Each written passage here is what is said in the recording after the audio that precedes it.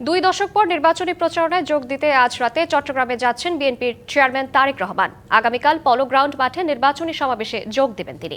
এছাড়া রবিবার তিনি জনসভা করবেন ফেনী, কুমিল্লা ও নারায়ণগঞ্জেও।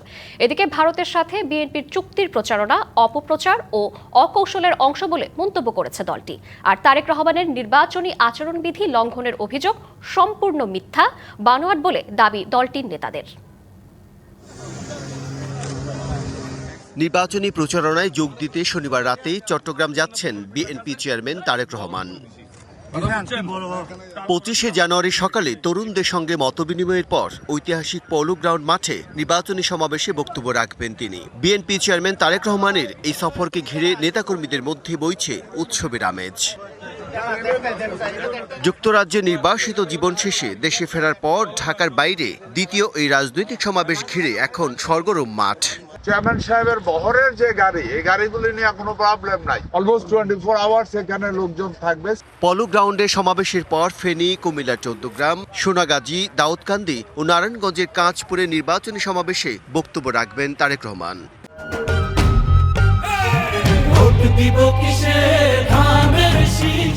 তিনটি পৃথক নির্বাচনী সমাবেশে অংশগ্রহণ করবেন, বক্তব্য রাখবেন। সিলেট সফরের মতন এই সফরেও বিএনপির বিভিন্ন অঙ্গ ও সহযোগী সংগঠন সমূহের ত্যাগী নেতৃবৃন্দের একাংশ ওনার সফর সঙ্গী হবেন।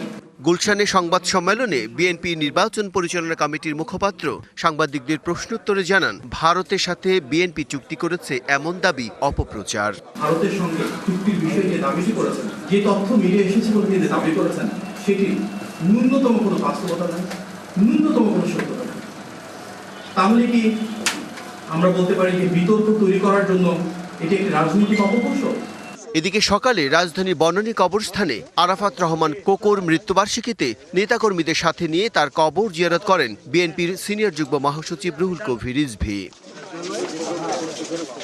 এ সময় তিনি অভিযোগ করেন, তারেক রহমানের নেতৃত্বের গুণ ও বক্তব্যে ঈর্ষান্বিত হয়ে তার বিরুদ্ধে প্রতিপক্ষ জনগণের মাঝে বিভ্রান্তি ছড়াচ্ছে।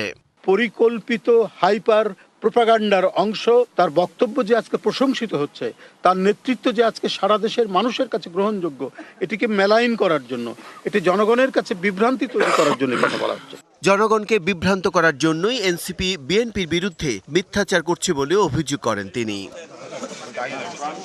Bijan Kumar Das, DBC news, Dhaka.